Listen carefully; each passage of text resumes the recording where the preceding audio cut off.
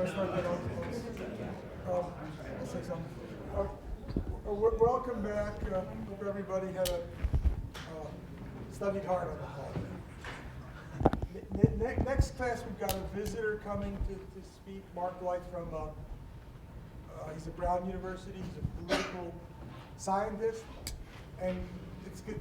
That class will be kind of a break to when afterwards we'll talk about more of the international things.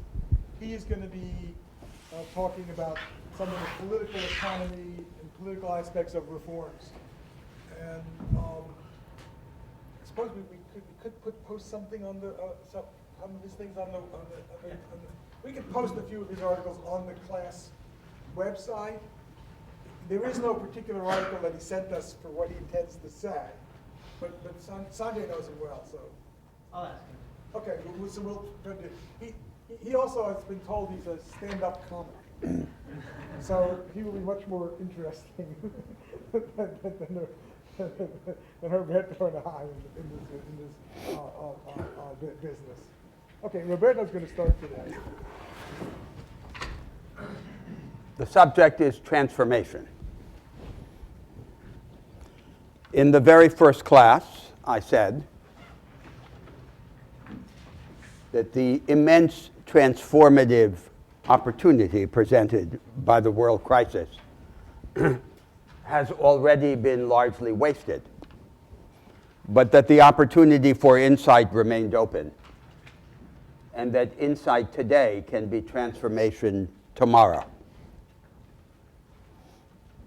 Because we will have a visitor next week, our intention is to combine in today's class the themes listed in the syllabus for today and for next week.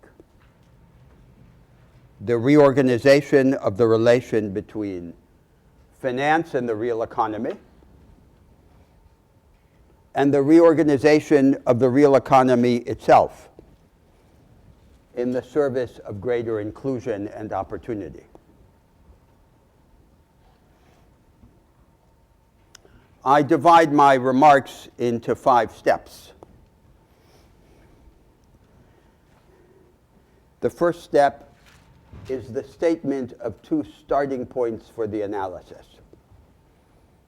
The second step is the evocation of the limits of the present programmatic debate.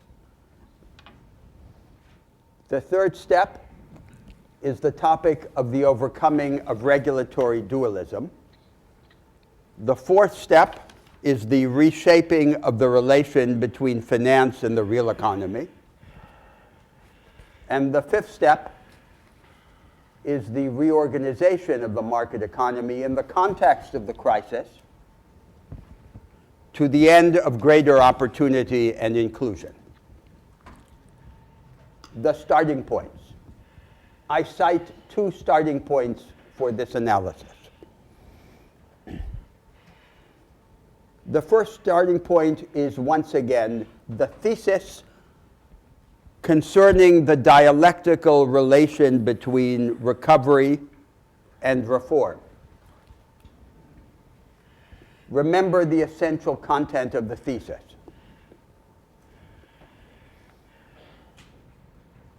The United States government and governments around the world have generally responded to the crisis through a combination of, first, nationalization and debt acquisition, second, quantitative easing, and third, fiscal stimulus and governmental spending. The thesis is that the level of fiscal stimulus and governmental spending that is politically feasible and fiscally sustainable, meaning not likely to result in a crisis of confidence in the sovereign debt, will not be sufficient to ensure a decisive recovery, although it may be sufficient to avoid the worst, the aggravation of the crisis. Therefore, recovery itself depends to some extent on reform, or more particularly, on the success of a growth strategy that is capable of implementing socially inclusive economic growth. And furthermore, we should desire so to design the fiscal stimulus and the governmental spending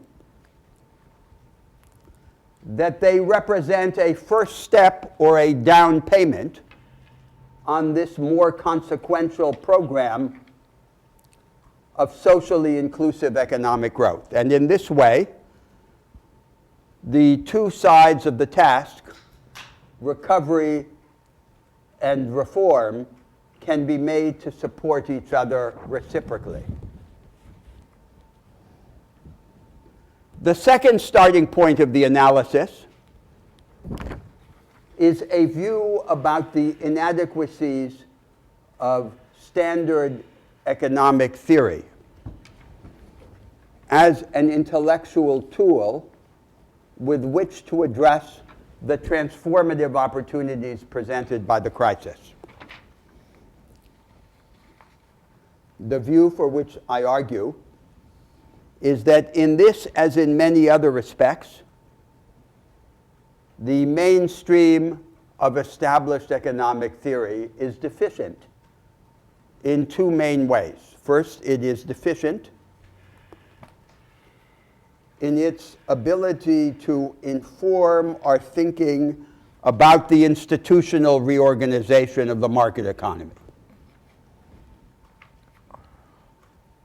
The overwhelming bias of the theoretical tradition that resulted from the marginalist revolution of the late 19th century in economics is psychological rather than institutional. And the truth is that core economic theory never entirely absorbed the truth that the abstract idea of a market economy is radically indeterminate in its legal and institutional content.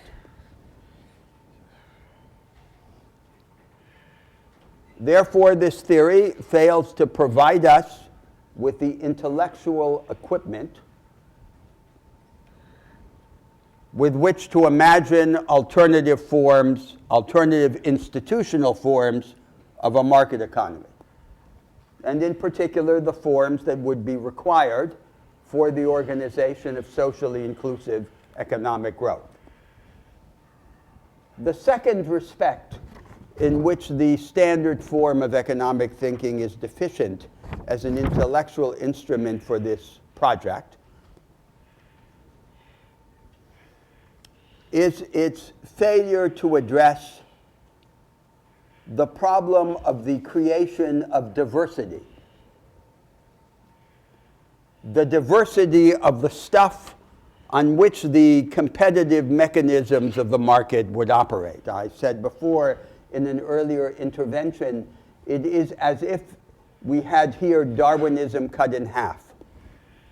The part about competitive natural selection, but not the part about the genesis of the very genetic material on which the competitive natural selection would operate. The creation of experimental diversity, however, is a central topic of concern. And we cannot accept the limitations of the established form of thinking in its reluctance to address this problem or in its tendency to treat it as if it were simply a boundary condition, a stipulation, an exogenous and accidental circumstance. Now I come to the second step in the analysis. The second step is, once again, the compressed mapping of the present horizon of the programmatic debate, the debate about reform such as it exists in the world. And we can take the example of the debate now present in the United States, not very different from the debate that occurs in other major economies around the world. I have claimed that there are 4 main programs of reform that are presented for discussion. The first program, in the American idiom, is the classic regulatory program resembling or continuing the agenda of the New Deal. Its most characteristic concern is to ensure the distinction between speculative financial trading and insured deposit taking, to separate them. The second program I call the technocratic program. It is the program of the economic mandarins in power. It has 2 chief concerns. The first concern is to establish in the government a basis for supervisory authority in particular over so-called systemic risk in the financial system. And its second concern is to establish in the government a basis for what they call resolution authority, that is to say, the authority to take over, turn around, or wind down failed or failing financial firms. It is, in effect, the authority to liquidate. The third program is the Basel program, because it has been most explicitly articulated by the Bank of International Settlements and by the group of central bank governors. Its concern is to establish throughout the world rules about the capital adequacy of banks and the restraints on leverage of banks. And the fourth program is the consumer protection program, the typical proposal of which is the creation of a consumer protection agency. These 4 programs almost entirely exhaust the range of the established programmatic debate. This description immediately raises the question, what is left out in this horizon of the established programmatic debate? And my claim is that 3 main sets of concerns are excluded. And they then form, respectively, the subjects of the next steps of my analysis. So the third step of the argument is that what is but should not be excluded from the horizon of the established programmatic debate is first a concerted attack on regulatory dualism, the main organizing feature of the regulation of finance throughout the world in the entire second half of the 20th century. Regulatory dualism is the contrast between a thickly regulated and a thinly regulated domain of finance, justified falsely on the argument that the thinly regulated sector stands less in need of paternalism because it is populated by high net worth individuals and by financial professionals. I remind you that there are 2 main objections to the strategy of regulatory dualism. The first objection is the objection of circumvention. So long as regulatory dualism persists, everything prohibited in the thickly regulated sector can be practiced under another form in the thinly regulated sector.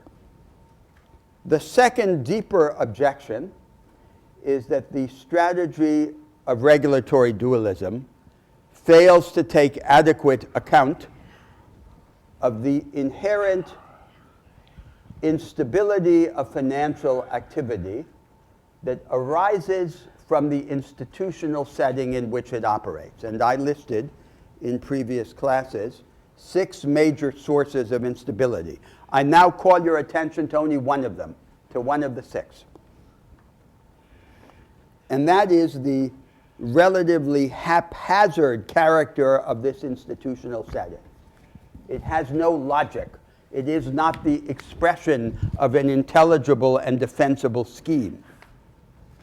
In its present form in the United States and in many of the major economies in the world, it is the expression of a partial hollowing out of the New Deal arrangements or of the social democratic settlement of the mid-20th century. This is not to say that it is unstable. It is remarkably stable and resilient because it expresses a practical correlation of forces and of powerful interests. But it is to say that it is not the expression of any hidden economic rationality, of some higher scheme that we could capture and reassert through the intellect. And the practical consequence of that is that it is nothing more than the picture or the manifestation of a contingent balance of intellectual and practical forces.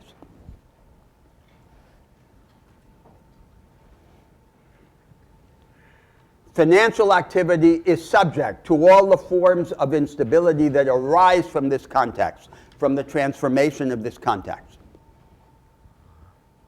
which no amount of virtuosity by the financial professionals could suffice to counteract.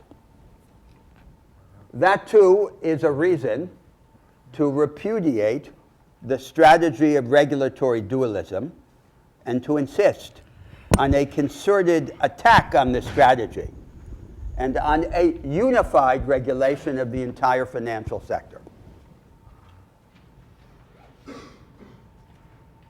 Now I come to the 4th step of my analysis, the issue of the relation between finance and the real economy.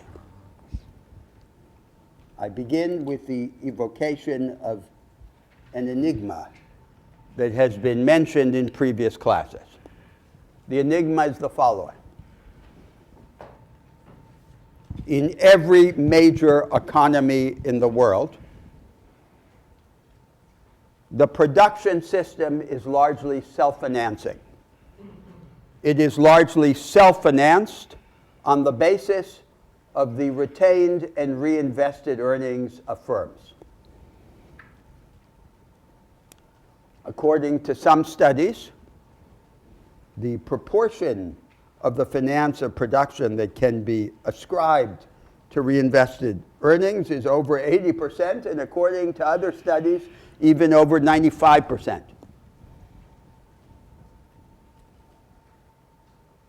Production is largely self-financing in the world under the current arrangements of the market economy.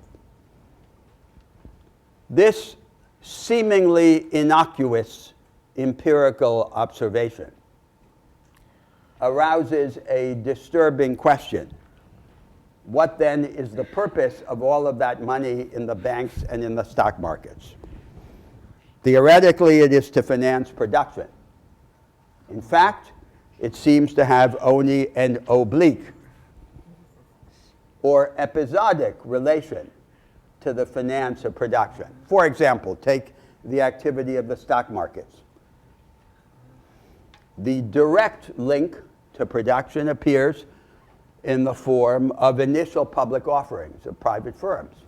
But that's a tiny part of the activity of the stock market. And what's the rest for? You could say, theoretically, it establishes a benchmark of value that helps companies get bank credit. But these are all speculative arguments. They're arguments that try and make sense of a mystery. And what about venture capital? Investment in startup and innovative business. According to the theoretical proposition that the purpose of finance is to fund production, it should be a central activity of the capital markets. In fact, it is quantitatively a minuscule activity. Even in the United States, where venture capital is better established than anywhere else, it is a minuscule portion of the activity of the capital markets. So then the question arises, does it have to be this way? Is this relation between finance and the market economy part of the nature of things, of the very nature of a market? Or is it susceptible to modification by changes in the institutional arrangements? To address this question of immense programmatic interest, we have to confront at the outset two connected conceptual obstacles. The first obstacle is the supposed equation, the supposed identity of savings and investment. Now, this was established in the mid-20th century, and Keynes was one of those who established it. And it was then expressed in the terminology of the national income accounts. Many of Keynes's contemporaries, like his Swedish contemporary Wicksell, who shared his theoretical and practical concerns, rejected this equation. And Keynes himself, who adopted it in 1936, had rejected it even as late as 1930 in his treatise on money. The practical significance of the analytical or terminological equation between savings and investment is to render the problem that I just presented incapable of being even formulated, much less resolved. That is to say, the problem of how we could tighten the link between saving and productive investment. The second and related conceptual confusion that we must confront at the outset in order to address this problem has to do with the causal nexus, or more precisely, with the direction of the causal nexus between savings and investment. The neoclassical position prior to Keynes was that the direction of the causal nexus went from savings to investment. A higher level of savings reduced the cost of money, the interest rate, and made investment more available. And Keynes inverted the causal sequence, claiming that the level of saving was more the effect than the cause of the level of investment. Investment supposedly was undertaken in expectation of profit, and through the operation of the so-called multiplier mechanism, it would raise the level of economic activity and increase the level of saving. A problem never adequately addressed in this Keynesian thesis is how the process would begin. Keynes's implication is that banks at the start of the process would accept a lower level of liquidity, but they might in fact charge a higher rate of interest in exchange for the lower level of liquidity. The practical significance of this conundrum becomes more evident when we shift the focus from the firm to the state, to a whole nation or a national economy. How can a national economy develop a rebellious and innovative strategy of economic growth if it depends on the whims and interests of the international financial markets?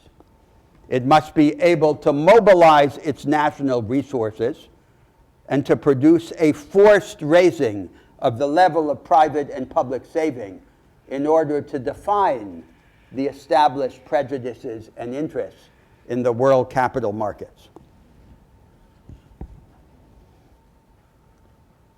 So to proceed, we have to reject at the outset these heresies that have become orthodoxies and insist that the question of the relation between the level of saving and the level of productive investment is not simply a play on words, but a real question.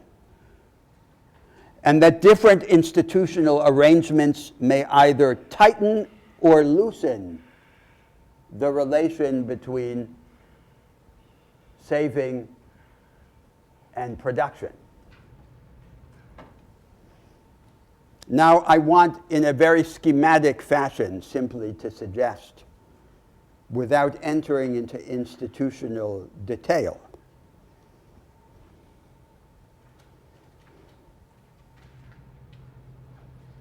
some directions in which this tightening of the link between finance and the real economy could occur.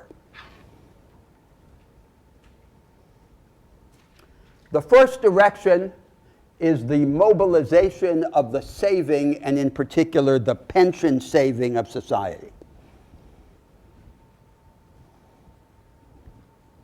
One of the main, if not the main form of saving, the main basis of saving in contemporary societies lie in the pension systems, both public and private. The issue is how some of this capital can be mobilized for the purpose of productive investment, and in particular, investment in innovative or startup enterprise.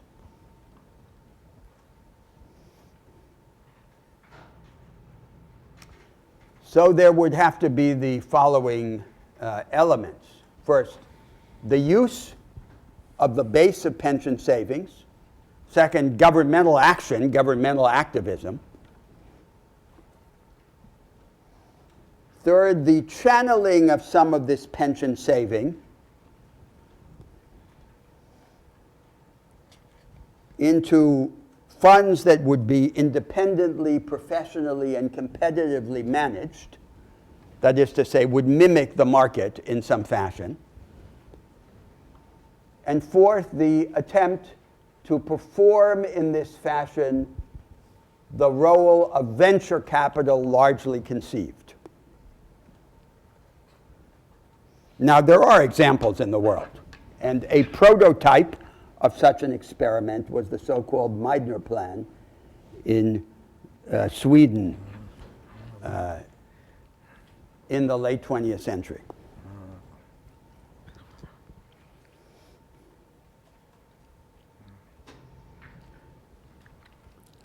Now, a second direction has to do with the series of regulatory and tax changes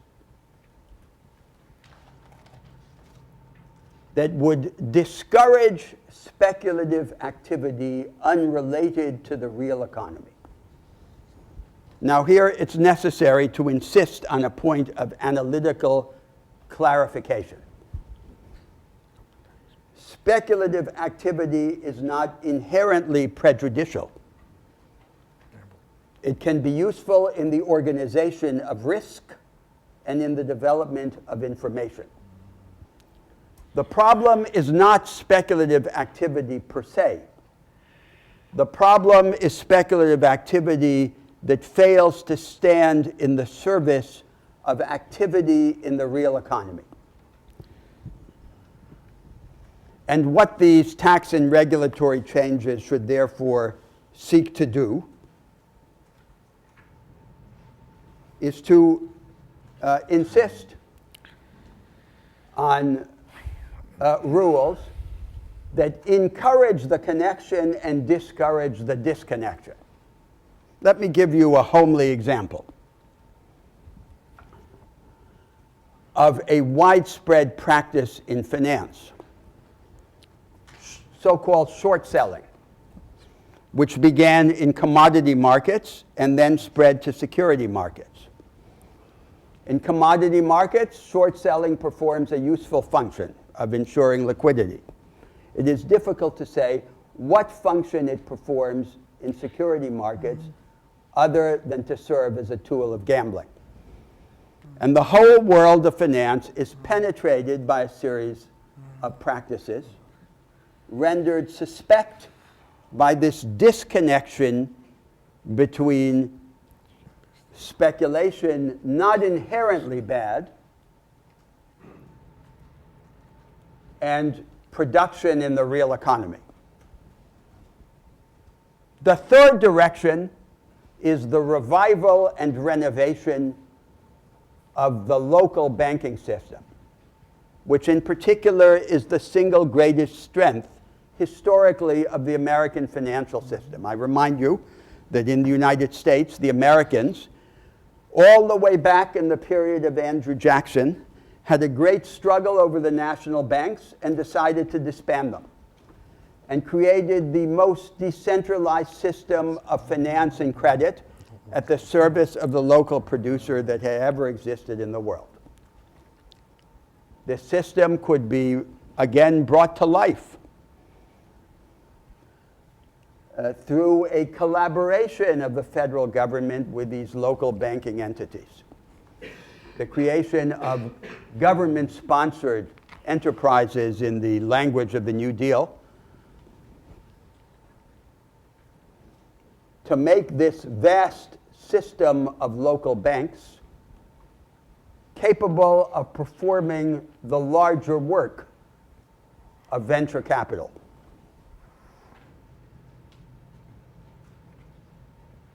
So the general objective is to initiate a sequence of institutional arrangements that would prevent the productive potential of saving from being squandered in a financial casino, and more effectively channel long-term saving into long-term productive investment. That task cannot be accomplished without innovation in the institutional arrangements that govern the relation between finance and the real economy. Americans did that almost 200 years ago. Now they would have to do it again in spades in every domain of the financial system. Now I come to the fifth step of my analysis, which has to do with the third theme missing from the established horizon of programmatic debate: the reorganization of the market economy in the service of greater inclusion and opportunity. What I have just described, the reshaping of the relation between finance and production, could be seen as a special case of this final subject.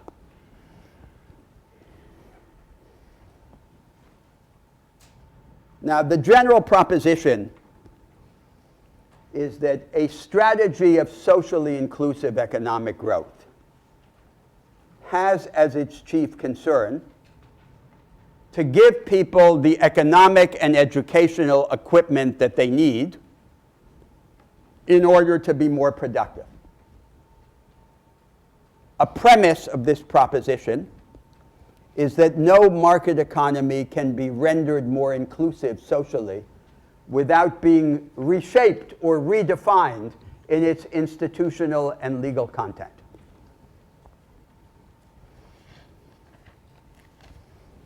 Once again, there is a series of technical or conceptual conundra and obstacles that have to be overcome. It is hard to approach this problem in the language of the productivity of labor, because technically labor can be rendered more productive by a strategy that reduces inclusion rather than increasing it. Total factor productivity would be a less inadequate, a more adequate proxy for our concern, but also not entirely adequate.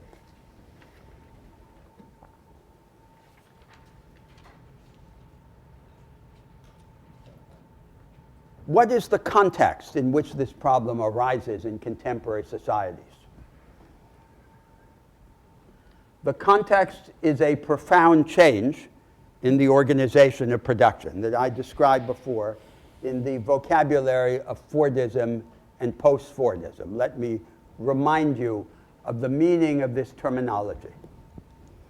Up to the middle of the 20th century, the dominant form of production, especially industrial production, was what the specialists call Fordist mass production. The production of standardized goods and services by rigid machines and production processes, semi-skilled labor, and very hierarchical and very specialized work relations. The international division of labor that corresponded to this form of production was one in which so-called advanced production, based upon higher accumulations of capital and technology, was established in the central economies, and more rudimentary production in the peripheral economies. Now we see throughout the world the emergence of a new form of production, sometimes called post-Fordist, characterized by the de-standardization in the production of goods and services. But above all, by an attenuation of rigid contrasts between the jobs of supervision and the jobs of execution, as well as an attenuation of the contrast among specialized work roles themselves. It is a mistake to characterize these advanced post-Fordist forms of production simply by reference to the accumulation of capital, technology, and knowledge. They should be characterized, above all, as the expression of an advanced form of practical experimentalism, the transformation of production into a practice of collective learning and permanent innovation. The fateful question raised by the emergence of this new form of production is who is included in it and who is excluded. Even in the richest economies in the world, the majority of humanity remains excluded from these advanced sectors of production. So the question is, how can the powers of the state and the law, the transformation of institutions, be used to include?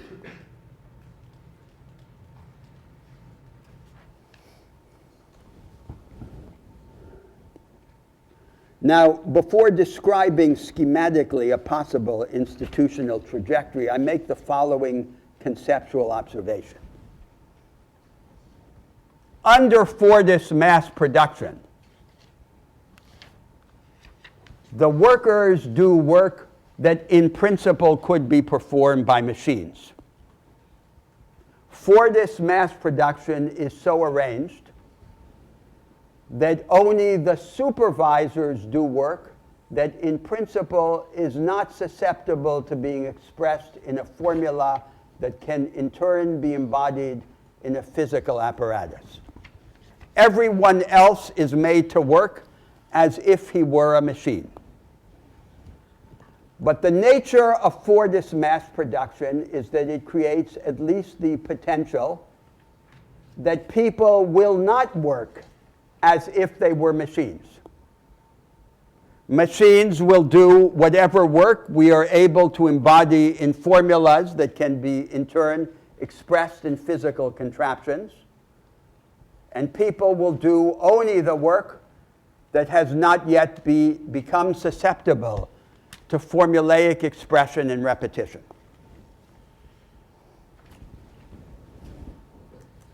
By what sequence of institutional innovations could we imagine a broader inclusion into these advanced forms of production that would give practical content to the idea of socially inclusive economic growth in the context of this contemporary change in the forms of production? I imagine the following four-step sequence. The first step, the proximate step, the next step, is a radical reinvention of the idea of industrial policy. The object of industrial policy under this definition is no longer to pick winners, to pick the winning sectors.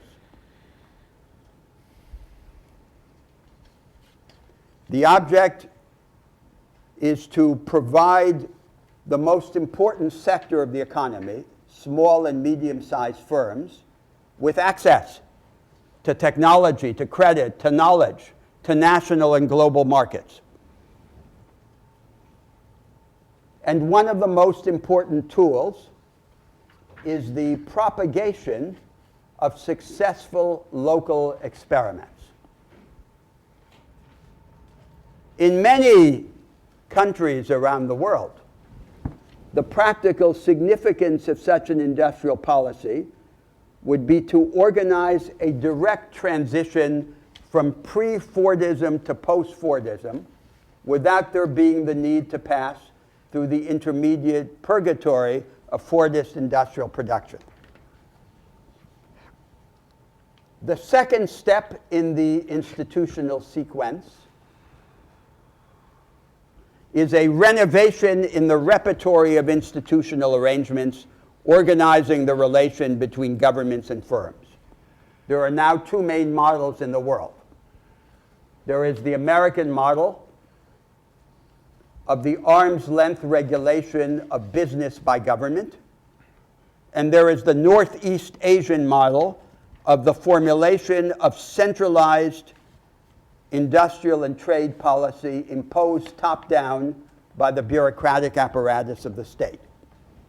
We would have to imagine a third model, a form of strategic coordination between governments and firms that is decentralized, experimental, pluralistic, and participatory.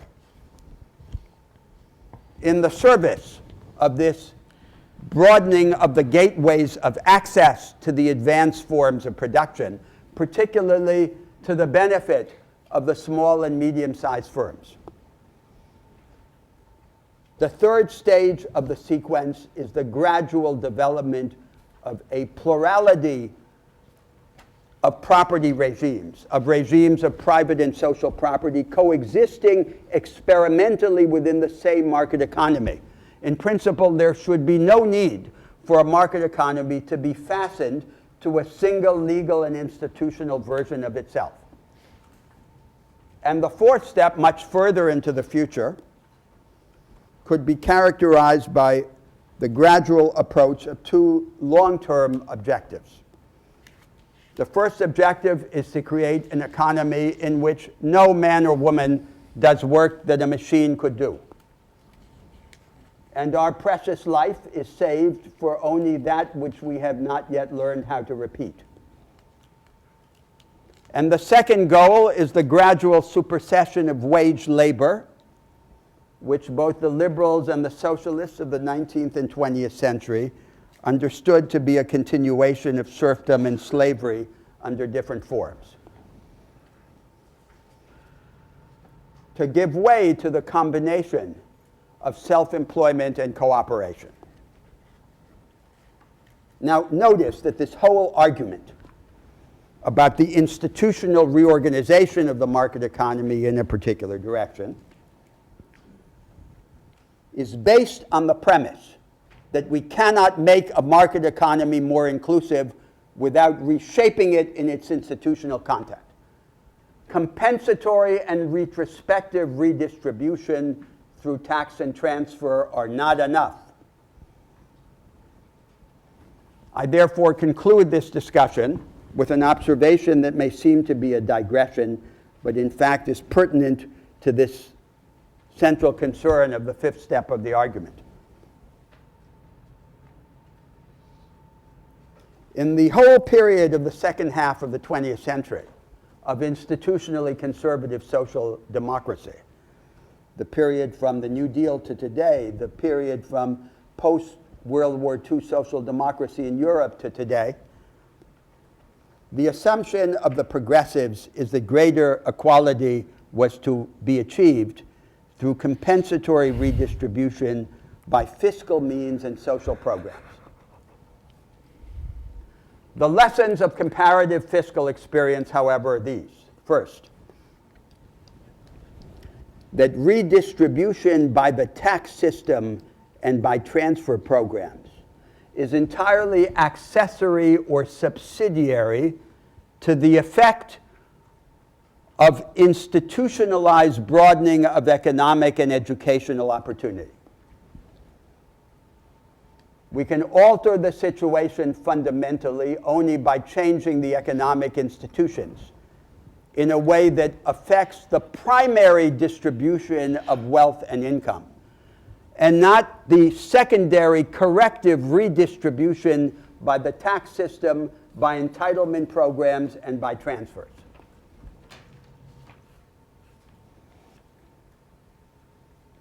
On paper, the most progressive tax system in the North Atlantic world is the American system, which gives a heavy role to the progressive taxation of income. And paradoxically, the more egalitarian European social democracies depend heavily on the regressive taxation of consumption.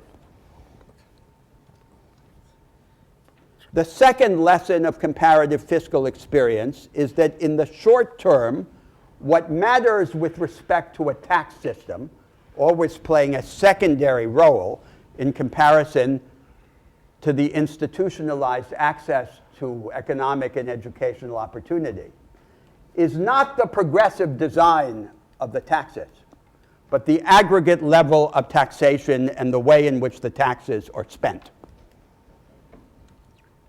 A tax system which appears to be regressive can in fact support progressive redistribution on the spending side. If the aggregate level of the tax take is higher, and if it is then spent in a steeply progressive way. And the third lesson of comparative fiscal experience is that the indirect and regressive taxation of consumption, especially through the VAT, the value-added tax, because it minimizes a negative impact on incentives to save, invest, and work, can support a higher level of taxation and therefore serve progressive redistribution. The American progressives, however, have preferred to genuflect to progressive pieties rather than to achieve progressive effects. And thus, for over 100 years, they have continued to espouse progressive redistributive taxation as the main device of equalization. The program that I just described is a radical alternative to this false idea.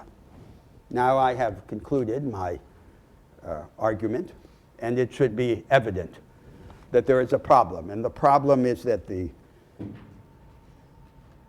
advance of a project such as this requires or would require from us a combination of philosophical breadth, political audacity, and mastery of technical detail that we might well despair of achieving. There's no alternative.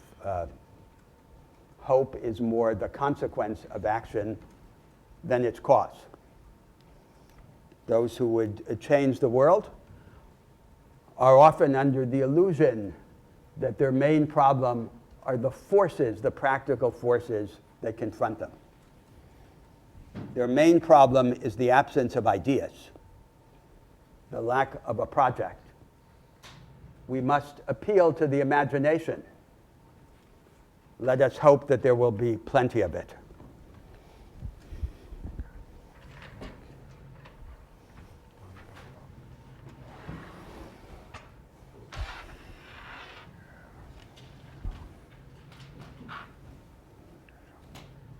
Okay, I'm going to deal with these largely with the connection between the finance and the real economy, and some of the issues of how we can change things. You'll see will be very short at the end. I think we want to come back to those things. Roberto mentioned pension funds in the finance area, and he didn't mention the Tobin tax, but he could have put that in as well.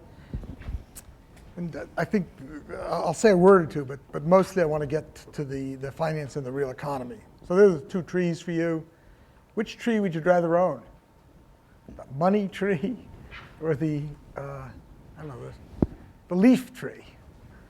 And if you're a typical Harvard student, you're headed towards the money tree. And I want to start with just what the cost of this financial crisis is to us. And it's the cost that the financial sector really put onto the real economy. And I said the first thing is recognize that almost any, if we have a really well-running finance sector, there's still going to be some business cycle fluctuations. So there's always going to be some cyclical things. So I wanted to distinguish here between the costs due to finance-induced recession, something that really we can put the blame on, because we're not going to ultimately end up with a totally smooth growing economy. That the Schumpeter's whole thing was all about, you're not going to get that. But the question is, what's the cost of the extra? I want to talk about the immediate costs about the states and municipalities in the country. I'll say a little bit about the third thing, which is bailing out, restoring the finance, and the fourth thing, paying for these big deficits. Mostly want to do the first two as being largely real economy issues. This is the IMF statement, which they point out from their studies, recessions associated with financial crisis are longer and more severe. So we have lots of recessions in the world that do not have banking crisis, do not have sovereign debt crisis. You can go back to the previous US recession. Almost any of the recessions we have had in this country, and they were not finance created or financial crisis recessions. Think of the dot-com crash. Big stock market came up, stock market came down. Lots of people lost their dot-coms and their chance for great wealth. We recovered reasonably well from that. There was no disaster to the world. So the IMF says, well, these recessions that are finance-oriented last 1.5 years more than typical recessions. That turns out to be a lot of money. 3 years to get back to the pre-recession levels. That's their analysis prior to the recent recession. I'm going to give you some evidence that says the recent recession, we're going to be 5 to 7 years. It's just going to be an extremely long thing. And then they also point out the globalization issue, that once you get globally synchronized things, that also gets they're worsened. That's their judgment. Part of I think earlier in the second or third presentation, I had this embedded into some other thing. I just want to. This is again their estimates: banking crisis, recession, not including the current one. And these estimates, I think I said, they're not very good. They know they're not very good. So they're estimating let's pick the median, 5% median loss of output. That's a lot of resources, GDP. And they're estimating the countries went down 2 points in growth rates. And that those are the modest bank crisis recessions we've had before this one. So these are just, the point I want to go away with is, yes, there's a lot of evidence that you can differentiate between normal cycles and those that are associated or due to the finance sector. And the IMF's pretty careful in defining these things. They are due to bank finance blunders of sorts. But now I want to talk about what's going on in our states and localities, and I'll come back in the next thing and really show you what the costs to the real economy are of the current, finance-created recession. This is just some figures for revenues. It's incredible in the United States, at one level, you think about fighting the recession, 33 states have raised taxes, which is exactly what you would not want to do in a recession. Of course, as I think we said last class, this is ultimately, the states are by their constitutions stuck into a standard, extraordinarily orthodox kind of financial thing. They have to pay for everything. They cannot run deficits. And this is the nature. And even with the tax increases you see on the left, they did not balance out the losses of tax revenues in the country for these units. So you have a part of the economy that gets greatly afflicted by this. Then I was looking and trying to find out where do we have good estimates of public sector job loss. Because for loss of teachers, police, whatever it'll be, that will be the real economy effects of these budgets. So there are the state shortfalls, and then with estimates through 2011, 2012. And I couldn't find any. 2008, 2009, et cetera. So I said, well, let's just look at the very latest month. And bang, for the first time in the last 2 months, we suddenly see states' employment going down. Meaning up through December of 2009, state employment was holding fairly steady. So the country is disgorging jobs like crazy, and the state employment, is doing good. State and cities, the two. The cities is the bigger number. And so I just put a question mark here, but it does look as if the beginning of this year, we are suddenly seeing states and cities beginning to cut back because of these budget things. The new governor of New Jersey is a massive thing. He will not raise taxes, and he is asking for either huge cuts in the pension funds, so he doesn't want to put any money into the state employee pension funds, wage cuts, or he's going to lay people off. You perhaps saw this morning's news of the state of California has decided that they will disgorge, 150,000 or 200,000 prisoners out of the prisons. If they pick the right people, it's probably a very productive and good thing to do, because they've got a lot of people locked up who are not going to go out in the streets and do any harm to anybody that they've put away. But we are suddenly beginning to see, at the beginning of this year, this biting into the cost to our state and local things. The fact that we have these deficits does mean clearly that states and localities and governments cannot use these funds for other purposes. If you wanted to engage on some fruitful and interesting experiments, you can't do it. And then as our debt goes up, the interest rates will rise that we're paying from our for this, and so that'll create some other things. Now I want to go to the issue of which Roberto mentioned. How should we view the stock market as the link between the financial sector and the real economy? There are two views here. One, which I think was the prevalent view until 2007, 2008, depending on when you want to date this, was that we should all trust the stock market. This was critical, and that Wall Street allocated capital efficiently. And I put here, Bob Rubin is worth his $120 million.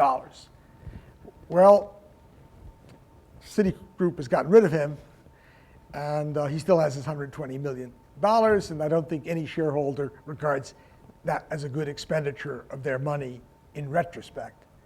The other, and Roberto touched upon this, is that just basically finance is just a risky way to redistribute money from normal people to a few people who happen to be in positions. And I want to give you some evidence on that. I want to give you some research on that. And then what's amazing is you'll see the researchers are largely associated with our university. And at least one of them was in Secretary of Treasury during the period of time when the view that Wall Street was doing all fine, he could have been confronted with his own research from an earlier period. What has happened over this whole period has been that the finance share of corporate profits has gone up. And then a statistic that's amazing to me was the number that said if you take the profits in the finance sector across the world and you divide it by wages and salaries of all workers, that has gone up immensely. So there's a massive redistribution has been going on over this period, from profits of normal companies to profits of finance companies, and from profits of, so more or less from share, the ratio of the share of the profits in finance to shares of workers. Don't want to quite phrase that as a redistribution, but I suppose, but you certainly could think of it that way. That's part of the decline of labor's share which has occurred around the world.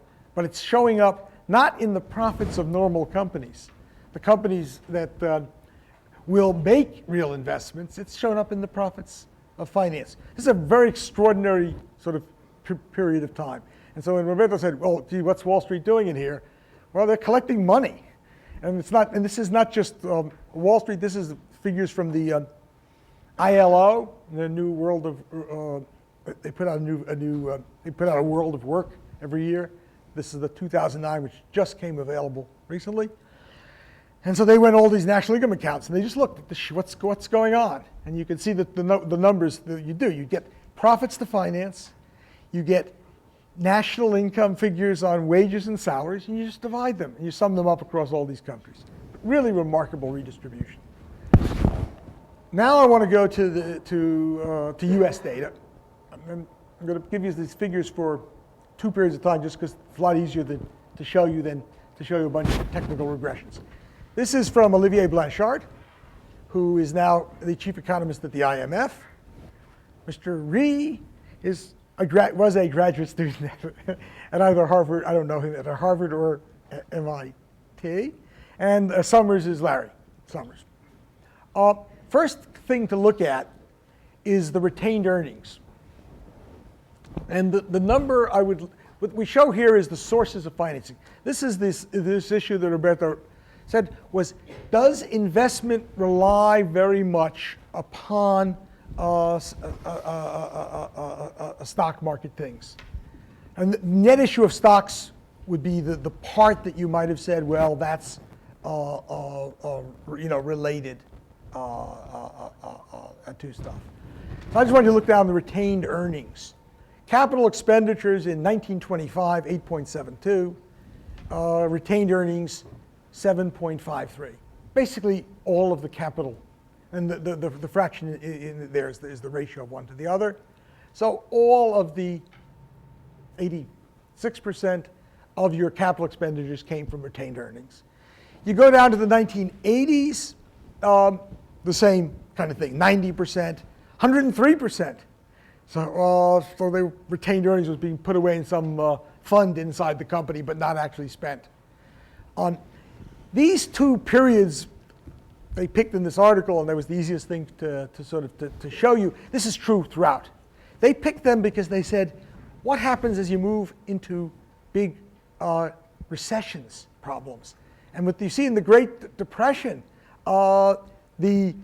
you see the huge decline from 29 to 30 in retained earnings, huge decline in capital expenditures, and you see some, in 1929, massive issuance of stocks.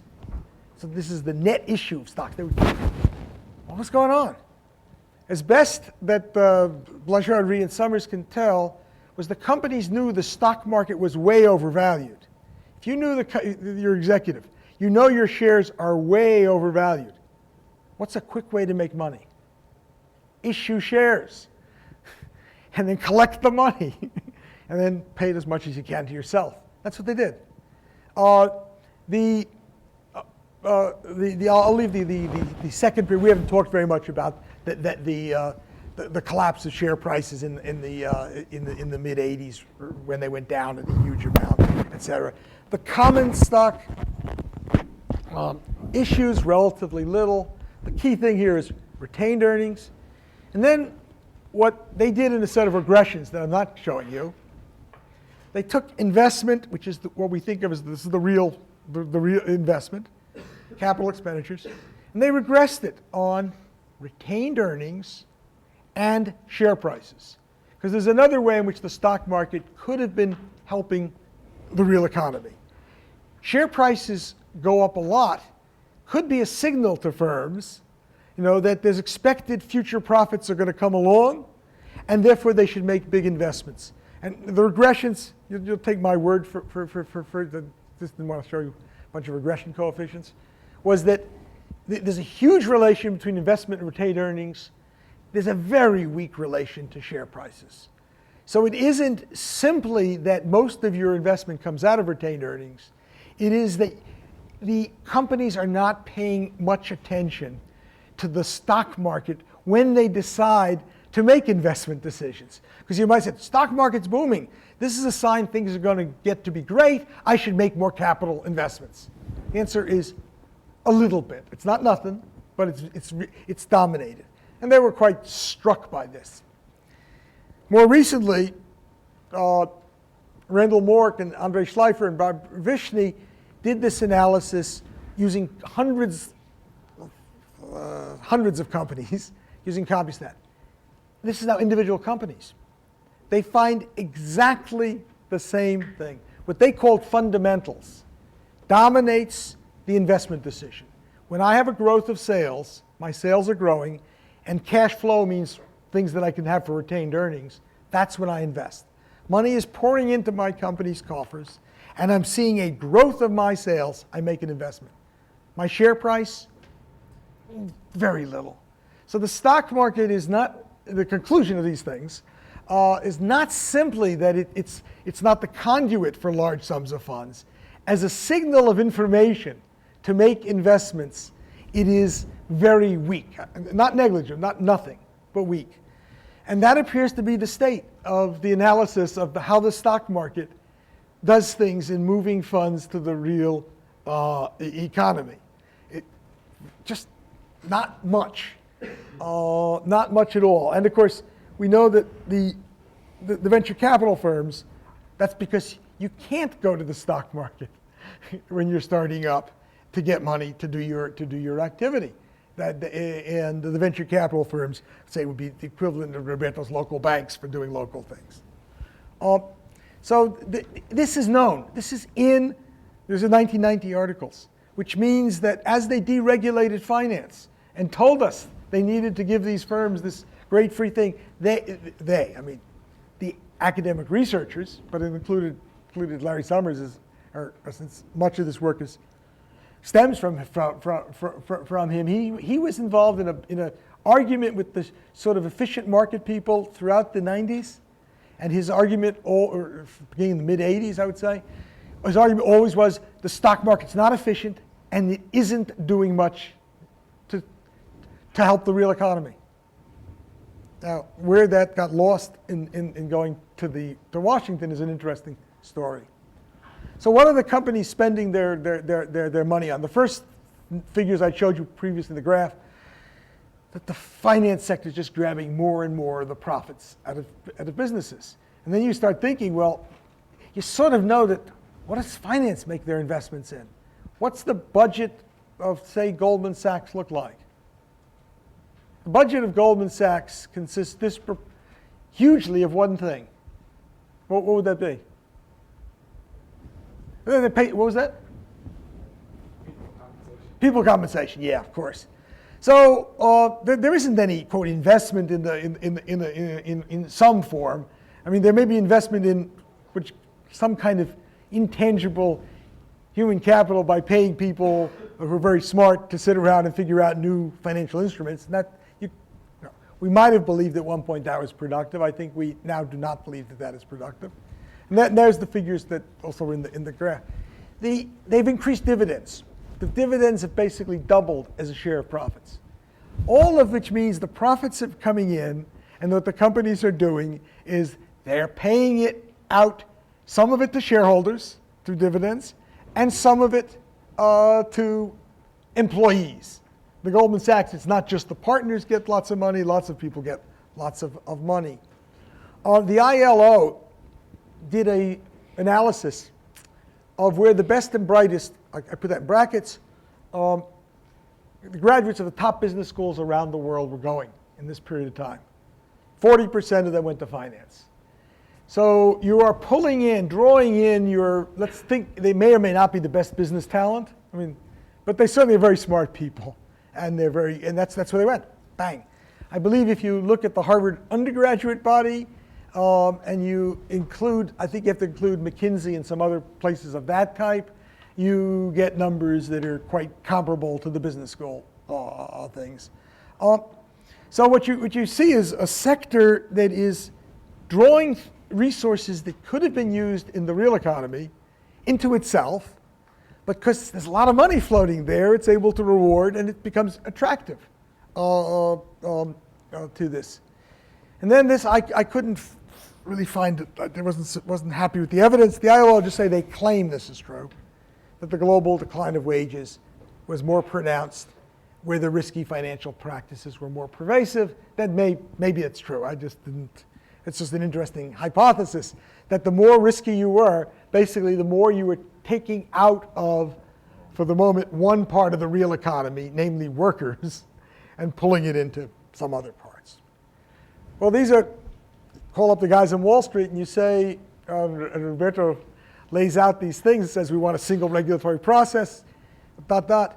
Well, a bunch of guys there, and there they are. And they're going to fight to the death to maintain their earnings. That's what they're about.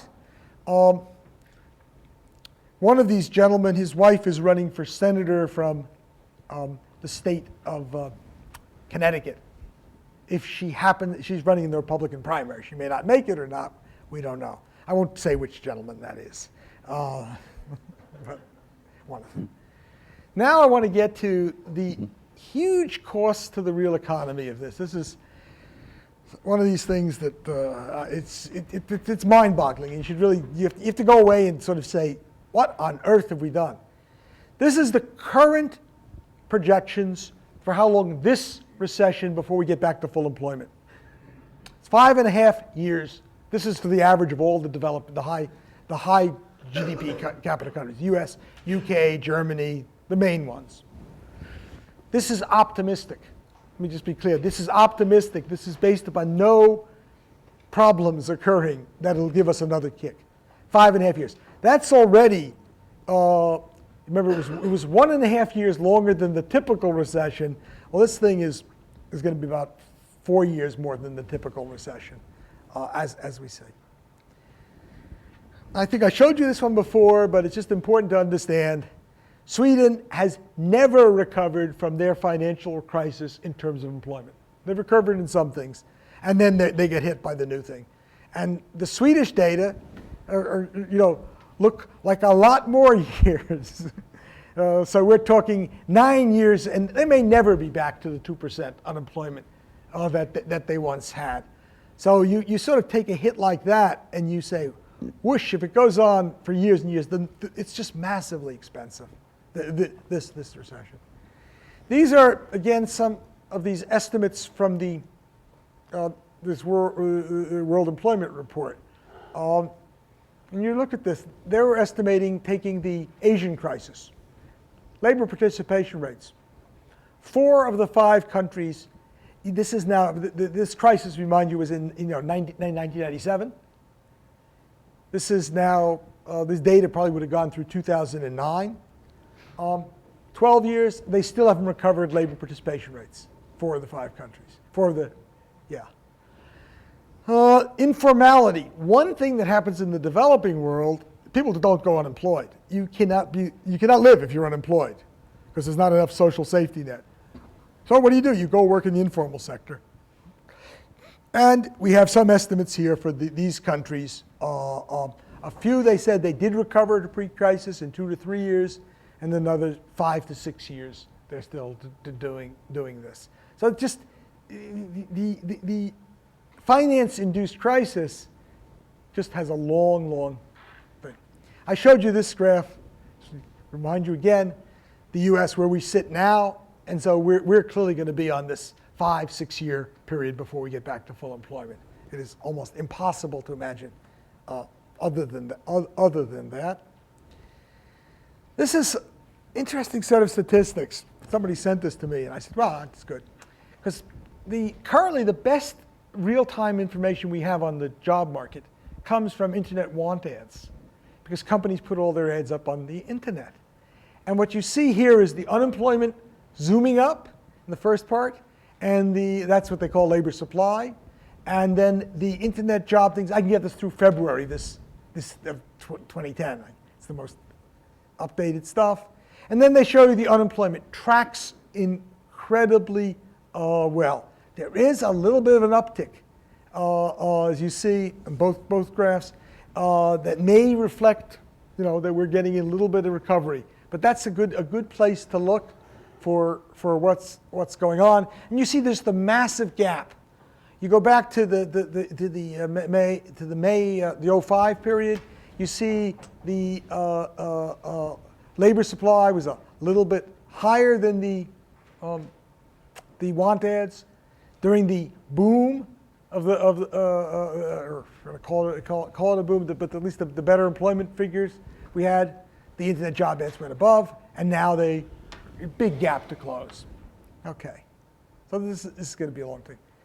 This is again an ILO set of estimates, just showing you global unemployment from the current recession, and it's for 2009 their best estimates. It's the highest it's been in. The numbers to the left, we're talking about 210 million people jobless. Again, you want to say, well, what could have been under normal cyclical things? There's always going to be unemployed people, so you want to talk about the extra. But this just shows the totals. U.S. unemployment. This is the Council of Economic Advisors. And you just look down the unemployment things, and you see they do expect us to be back to something like full employment by 2016. That's their optimistic projection. And you should never trust anything from a government agency, because it's always going to either be relatively optimistic or relatively pessimistic, depending on what story they want to sell you. So this is, and these people are very honorable and so on, but yeah, this is again the no. So we've got a long thing. So my estimate was it's going to take much longer. And you see the reasons. We've never had a job growth in the country fast enough to get us to what the Council of Economic Advisors predicts is going to get us there by 2016. If we just start zooming along, it's going to take a couple of years beyond that. So you have the crisis that will have caused almost a decade of serious unemployment in the country. Bang. Spells of unemployment get longer. It's important to understand two views of unemployment. One is, if you're out for a long period of time, you suffer, and then you get disconnected from the job market and you lose out. This is the longest we've ever had. We didn't have these figures back for the Great Depression. I'm sure the Great Depression was longer. Richard. Yeah. What is your basic view of the reason for the so-called jobless recovery? What is the fundamental explanation of this phenomenon in which there is a recovery of economic activity without a proportionate recovery of the level of employment? Okay. Let me hold off 1 second, because I'm going to talk in a minute about exactly that issue. And if you re-ask it, like, just I want to get one more set of thing down, and then yeah, that's a very it's a critical issue, and I just want to give one other fact on this, and I'll do that. I just want to be first here, just before I even get to my one extra fact. I want you to understand why it is so important that an elongated period of unemployment is so bad. And for the moment, you just take, I made the cost a parabola. See, the cost of being months unemployed equals m squared. And we can provide some social utility measures, things that'll justify that of some form. What that means is if unemployment is equally distributed between everyone in this room, that's fine. Very little cost. So here I said if everybody gets 1 month, I multiply the m squared, I get 1. And I had an economy with 12 people for the reason that I can have one person unemployed all year or everybody unemployed 1 month. And that's just for simplicity. And the alternative is to have very long spells of unemployment, so one person is unemployed all year. The aggregate unemployment statistic in either case, if unemployment is equally shared or if it's concentrated, is 1 over 12 in this little example. And then, once you allow that the one person who's unemployed for a long period, their whole life goes down their really worse and worse state. M squared, it's 12 squared, 144. So the cost of having the longer duration on people's lives is very, very severe. And this, now that we're going to see what this will lead into this, which means a lot of conservative people like to think, oh, unemployment is just a little vacation you take. You know, you graduate from the university, and there are some Harvard students I've talked to. I said, what are you going to do? Well, I'll take a summer of kind of, go around, hang out, do something. And then I'll look for a job in the fall. That's sort of the vacation view of unemployment. But if the person's now 20 years older and they're meeting mortgage payments on their house and they got a family and they suddenly lose their job, they're not saying, oh, gee, I've got a great chance for 3 or 4 months of peace and freedom from the worries of the world. It's a long thing, and this recession has been to the unemployment. Actually, let me see. It's going to be a little bit long, but I'm going to address your thing in a second because it will be there. This is just showing the U.S. unemployment's risen more than the EU. Ireland's gone up a lot too. Now we're going to enter to Roberto's question. The biggest employment drop has been in the U.S. And the slowest jobless recovery is going to be in the U.S. And this is where some institutions are going to play a role. So we'll do that comparison and try to understand what's going on in the U.S. The U.S. had the largest drop in these employment indices. The difference is connected with something that I was very surprised at I saw these numbers. I thought they might be wrong. So the first column shows you the drop of employment percentage changes. And again, the U.S., Ireland's actually more, the smaller country, but among the big countries, the U.S. by far, and the U.S. compared to the EU. U.S. has had productivity increase during this recession, a very large productivity increase. The EU has had something that I have not seen before, which is a decline in productivity. And you sort of sit there and you say, well, is it due to hours? No, U.S. has cut the hours of workers, which you'd think would lead to substitution for more employment. EU has cut hours of workers. The productivity drop in the EU is it's per hours as well. It's real. What does an advanced country do in a recession to lower its productivity? What it's doing is a set of institutions that are saying we don't want the people to leave the workplace because that's bad. We're going to keep them. The governments, the unions, the firms themselves are sitting there and saying, I don't have too much work for you to do, but I'm going to keep you at the workplace. The American perspective is, what do? Get rid of as many people as you possibly can, so you get yourself lean and mean, ready for the recovery. Then there's a question, as Roberto said, well, this is going to be a jobless recovery. We really haven't had much recovery now. I would have phrased it as pretty mild and weak. And we have yet to see jobs pick up. We probably might. Those help wanted indices said, well, maybe we should see some jobs picking up shortly, small amounts. But what are the companies doing when they're laying these guys off? What they are doing is they're saying somebody else is going to do the work. It's going to get done. You can think of our university.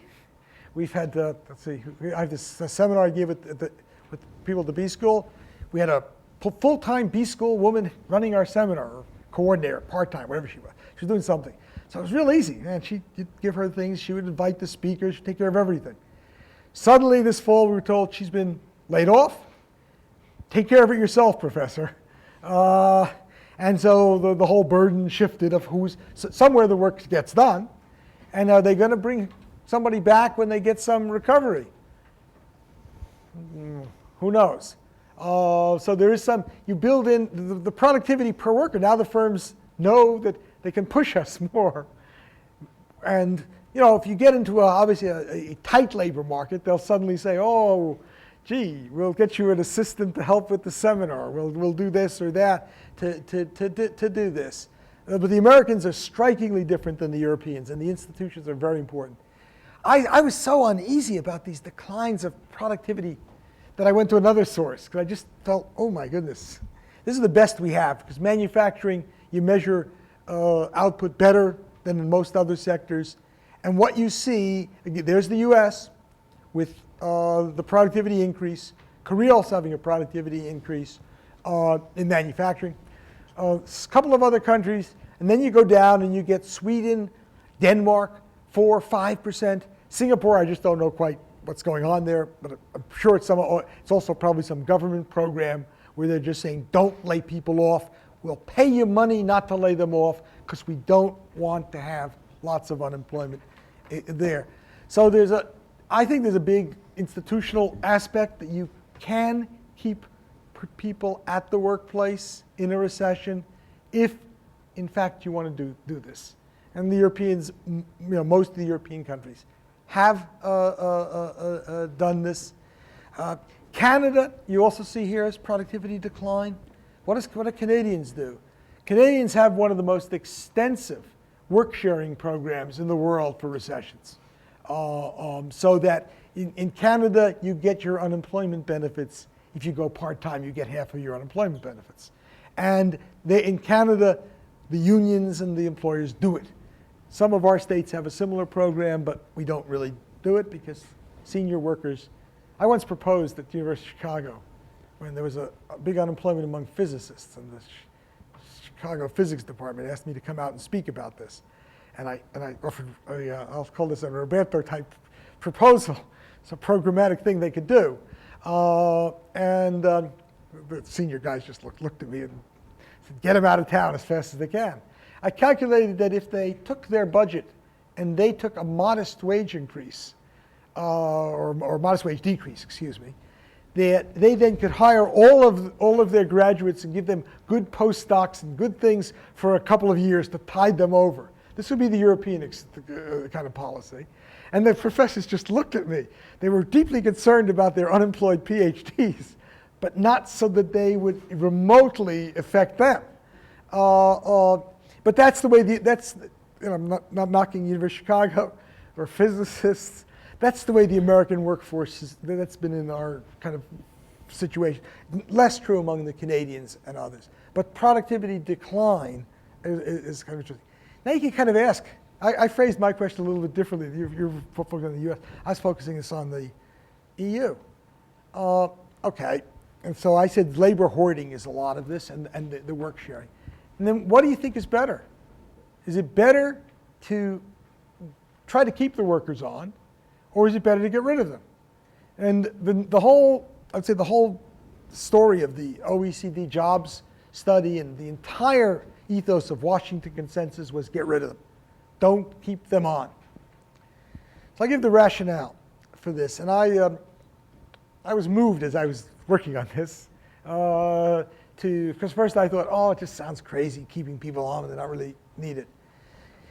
Well, you can do training for them so they actually get better skills. And it's a lot better to have them trained at a workplace by an employer than to have them trained in some government training program that's set up all of a sudden to train people. The companies will do a better job of getting them the right skills. You maintain the skills. Well, guys are sitting home watching TV, they're not maintaining their skills. They're at the workplace doing something. I mean, they're not going to be doing nothing, you understand. They're going to do something. But if I understand your argument, it's that the reason for the relative joblessness, that is, that the recovery of employment is less than the recovery of aggregate economic activity, Right. has less to do with some structural deficiency in the economy than it has to do with the institutional arrangements that allow capital to use the recession as an occasion to weaken the position of labor. So it's a kind of pretext or a favoring circumstance in which they can further weaken labor or get rid of labor. Is that correct? Is that your view? I wouldn't have phrased it quite that way, Uh-huh. but because I think in the U.S., I think they don't think labor's worth, it's so weak in any case. Not just to make more money. That where I think you hit. There's currently as you may know. What was I say? But I don't mean organized labor. What I mean Oh, is simply decreasing Yes. any kind of wage rigidity or investment in labor relative to investment in capital. Well, they're not investing it in capital either. They're investing it in their pockets. I mean, you know, the real capital in some sense. Things. I would say yes, but I want to. But I misinterpreted your thing. There's a great example of that going on right now, in the country which is some level the closest to the U.S. in terms of its economic institutions. There's a giant strike going on. Does anybody know where? Speak. Yeah. What's that? Who's striking? BA. There is no question that what BA strike has been planned, prepared, what's the word? Initiated by the company. Basically, that's to break the unions in BA completely. That's what they're doing. And they've been saving money. They saw this recession as the right time to do it. In a boom period where they're making lots of profits, they would not want to do it. This is the period, and so we are seeing it at when I first interpreted your thing, at the extreme. Yeah, this is a great time. If you can bust unions, you should do it. I mean, the BA thing is also chosen. There's an election coming up. There's a whole lot of it's a very smart management, and they may succeed in this, in breaking the unions in British Air. And so there is a strike going on, and that's the extreme of what, yeah. In the U.S., there's no reason to do that because the unions are too weak to get into a fight with. I'd say that there's two other these positive things I want to add, and I'm going to talk a lot about this in a minute. Raises the well-being of the unemployed. Meaning, if I am actually unemployed, we have evidence, and I'm going to give you some of that in a minute, that your health suffers, your mental health suffers in particular. There's even some evidence you die earlier if you go through an extended period of unemployment. So keeping the people at the workplace actually may have some savings of some of your medical costs later on. Now, so some economists might say, oh, if you keep them on longer, the older they get, the more likely they're going to cost the system. But that's like saying we should encourage smoking so people die earlier, and it saves us on old age costs. And then, of course, it's going to raise. I mean, they're going to produce something. They're not doing nothing at the workplace. And I wasn't sure of this. We have no evidence of what's the social cost if we know that some people at our workplace really are not truly necessary. We're being kept on to sort of share the work, and everybody's presumably working not quite as intensely, whereas the American firm thing would be, we just fired so-and-so, you better work really hard because you might be fired, and that'll show up in short-term productivity, which is what it does show up. We have a burst of productivity in this process. And then there's another negative, which I don't think is important now, but would kick in later. The American guys, if you lost your job, you are out there looking for work. If you're European, say in Sweden, which I know best, you're going to the same old factory or same old workplace with the same old friends and people, and you're doing, at a reduced level, the same stuff. Maybe at best the company's got a training program for you to move to somewhere else, and I just don't know how much that is. And then what happens in the European setting where they're not creating jobs, they're preserving jobs, is the right way of phrasing it. And so young people who are coming in, they can't get a job, and so there's some problem with that. Forget the gaming thing. Now I want to just make important the effects of these recessions on the real economy are, I think, so massive that that you want to send a bill to these finance firms and say, look, this is what it cost you, or to some of the others. This is an estimate done by some economists, just came out this winter, or 2009, I think, winter, either December or something like that. Estimates of how many years of life people lost by having lost their jobs in the last big US recession, which was the early 80s recession. They followed them. They used Social Security records, people. The numbers come out, no matter what they do or how they look at it, so on and so forth, it's 1.5 years. So they literally have people, so Roberto and I are in 2 factories. This is a lot of these are blue collar people, so not quite fit us. We're 2 factories. We're both blue collar workers.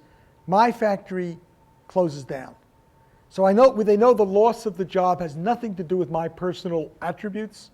I wasn't like drinking, I lost the job and deserved it in that sense. His factory happened to stay in business. I and the guys in my factory lose 1.5 years of life from this. It's just one of these stunning sort of papers. You read it, you say, oh, first you say, gee, I wish, my name was on this paper because it's so powerfully and well done paper. And I hope Mr. von Wachter, who is up for tenure at Columbia, gets tenure. But we will see. Maybe the paper will hire him, who knows. I'm sure it'll help him in getting his tenure. It's very striking. There's a whole set of literature on happiness. So I said I put the cost of the thing. I didn't specify my cost in the function where I did the squared, the months unemployed, because you can do a bunch of metrics. Whole set of studies. It's throughout this whole literature. I then it's saying many more. People, when they're unemployed, report themselves as very, very unhappy. The only other thing that matches the unhappiness of losing your job is losing a family member or a spouse. That's the only thing of comparable measure in the statistics. Now, in both of those, if you know the happiness things, you recover. I mean, a year or 2 later, you kind of readjust. It's built into us. The hope springs eternal, or something like that. And the unhappiness from losing your job basically does recover in a 1.5 years. And there's some estimates. These guys are arguing over how long it takes and so on. So the last thing was the biggest loss. I said lose. It should have been loss. Is right after the job loss. Yeah, you just walked into the workplace. The employer said, "You're fired." And you say, "Oh my God, how am I going to meet my bills? How am I going to meet my family?" That's the worst thing. And then you try to build up in a few days. You do things. We all do that. And there's nothing abnormal. The unemployment then looks just like everything else, but it has this big shock that happens. The OECD, unbeknownst to them, in the sense that they didn't know there was going to be a Great Recession coming on, did this study of what's the effects on mental health of job losses. Came out in 2008, and the estimates are immense. The loss of employment. The things here say the loss of employment to being unemployed. And these are indicators. Scales are usually something like 1 to 6. So these are big reports of greater stress. I can't sleep at night. Whatever the standard psychiatric things they do. And on the right-hand side, they do them by certain durations. Now, you might say, I'll believe this if I know one other thing, that if I hire you, your mental health is going to improve. So you want it to be sort of symmetric. movement to job reduces mental health distress by almost the same magnitude of the things. It was 1 to 2 points. So this is a great study. It's longitudinal. Follows people it's across 6 countries, or 5 countries, excuse me. And I just give the figures for the UK, because that's the closest to the US, and it's true in Korea, and so on. And Australia, and I forgot the other countries. So, so you're now saying when people lose their job, they suffer a big mental distress problem. Maybe that feeds into the shorter lifespans, that they don't fight diseases as much. They don't feel, you lie in bed and you say, well, I don't feel well. Well, there's no place for me to go. I'll just lie in bed, or whatever it is. And everybody does this on weekends, don't you? If you don't feel well, you drag yourself to work, you drag yourself to school, but then on the weekend you say, okay, I don't feel well, you'll do this. So we have the cost to the real economy is life, it's mental health. It's a slightly different thing. It's occupational injury. This is a study done by a Spanish economist of data in Spain, which distinguishes between people who are permanently employed and short-term employees, people who are on temporary contracts. And what you see in recessions is growth of temporary hires, because you don't want to put people. This is part of your almost the injuries. It's massively different injuries. It's 3 times bigger injuries for temporary workers. Well, you come to a workplace, you don't know the things, you haven't built up much knowledge. You walk in the wrong place and something bops you on the head or something. Et cetera. See, you have injuries. The injury rate goes. And then at the bottom I said, well, there's other things, foreclosure, there's some weak evidence, you get more crime. I think that's pretty weak. There's some claims that I haven't felt comfortable with the results, that divorce and marriage and suicide are affected. Precarious jobs, I think there probably is. And I wanted to do is then with some sort of, national income account number and say, this is, $1 trillion, $6 trillion. I couldn't get my energy up to make the approximations you'd have to make to do that, because then you could have said, this recession cost the real economy $6 trillion, and how much did these bankers do? And this is what we should get some lawyer to sue for the loss of society in all of these different things. I just wanted the key thing is these are giant. This recession, finance-induced disaster, cost the real economy so much that if you are, and I do think sometimes organized labor, you're a union leader, you're an NGO that's concerned with the well-being of people, you cannot sit there and say your job is to help minister to the injured, which is what a lot of social agencies do, departments of labor, so on. You have got to say you can't let this happen again, given the massive cost. And and then you say, were they efficiently distributing capital? No. Larry Summers said they weren't in the 1980s before he got involved with these characters from research stuff. And so did the whole research of the evidence. The last thing, which will be very small back, because I'll talk a little bit, some Roberto did more discussion of this. So if you end up believing there's this massive cost and the sector isn't doing really efficiently what it's supposed to do, you start saying, how do you change it? I was at a conference yesterday on green jobs, and that's where some of the issues came. Where can we get new jobs and dot, dot, dot, dot. And so the best suggestion that came from the green jobs crowd was guaranteed loans for green jobs. And then one of the guys who's very, very, very thoughtful and a really good guy, he's a friend of mine, he said, and we can securitize the loans. And then he said, then we'll be able to leverage them. And I was sitting there saying, oh my God, can't we think of something besides that?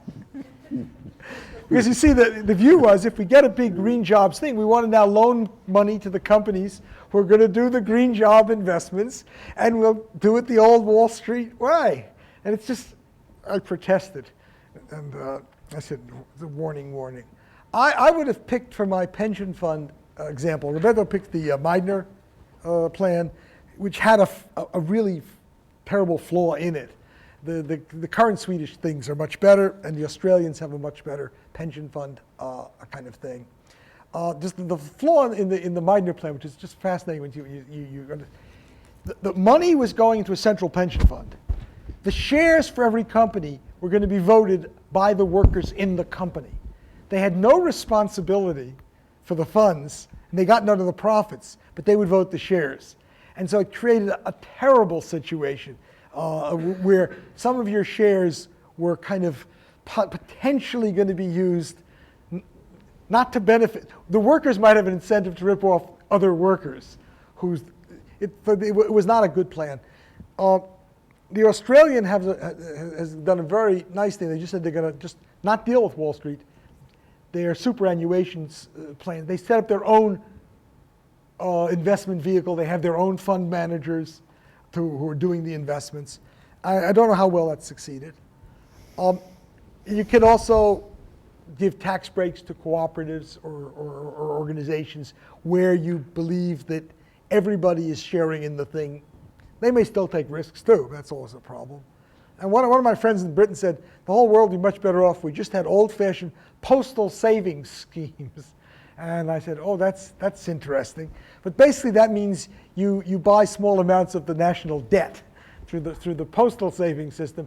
But that gets that out of some of the games as well. And I just put some question marks. I think it is correct to think about how do you reorganize this, given the harm that the disaster it creates is brought to normal people, and that this is not a sector that is efficiently doing what you want it to do. And it's been known among these my colleagues. I mean, let's say Andre Schleifer, who's a really outstanding economist. He's one of the people there who's been, banging away on this for a long period of time. Without any, what's the right word? They've not been reforms in this. And I think next class, Blythe, we're going to ask him to talk about what are some of the political constraints to getting these kinds of reforms we have.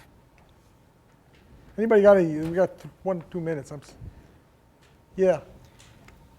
Given the the high costs and negative events from the high unemployment rate of long duration, what would you think of a policy that actually kept workers in place by levying a penalty on large corporations that fired people?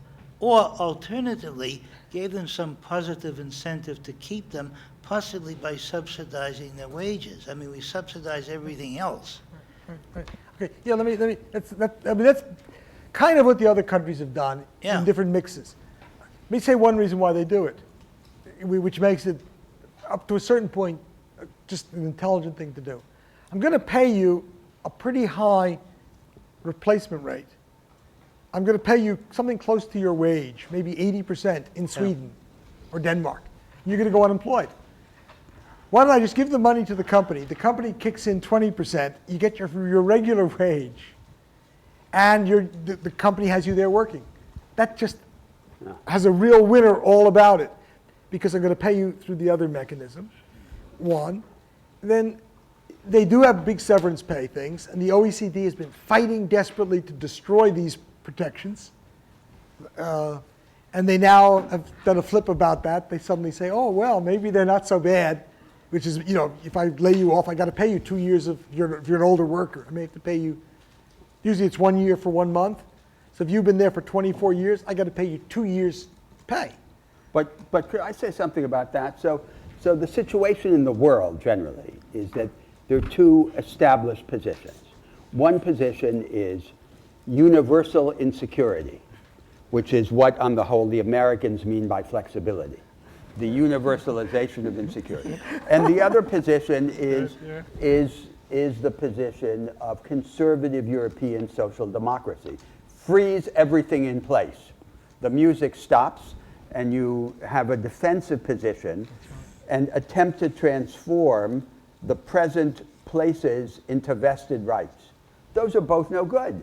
And what's missing is the third position of the progressives, of wanting to reorganize not just the relation between finance and the real economy, but the market economy generally, so that there will be a decisive democratization of opportunity. That's what's missing. But that's a kind of long-term solution. No, but it's not a long-term solution. Yeah. It's a direction. And always in a programmatic debate, the issue, there are two attributes that are crucial to a programmatic proposal. One is that it defines a direction, and the second is that it fixes on the tangible first steps to enter that direction. The vested rights position is not a series of first steps toward the democratization of opportunity. What we would need is to settle on that direction and then define the first steps. Let me phrase Roberto's thing in a somewhat different way, because you have an accident because people are driving their cars and crashed. You do have to get the guy to the hospital and save their lives. And that's what people do in these kind of things. Then you kind of sit back and you say, well, wait a second. Why was there the crash? Well, you could think about maybe the lights weren't working, you want to change something about the length of the road or something. Then you maybe sit back and you say, well, maybe we need stricter speed limits. Then you might go step back and say, well, maybe we need a different transportation system. That if we're going to deal with that. Turns out, just as a footnote, the deaths from accidents are one of the far exceed the current estimated costs of driving cars on the climate. There's a more immediate thing that people just die, and you do some valuation. So I think I agree. But you don't want to underplay the get the guy to the hospital, which is what people are worried about. And then you don't want to. I think you underplay. You do want to change either the ultimate transportation system, or change the whole road structure. Do some massive things that will ultimately reduce the thing, or build cars with rubber. The kinds you drive you bang into the people in the amusement parks. Nobody ever gets hurt. You have lots of fun. I bang into you. You bang into me. And if you're teenage guys, you bang into the girls. And if you're teenage girls, you bang into the guys.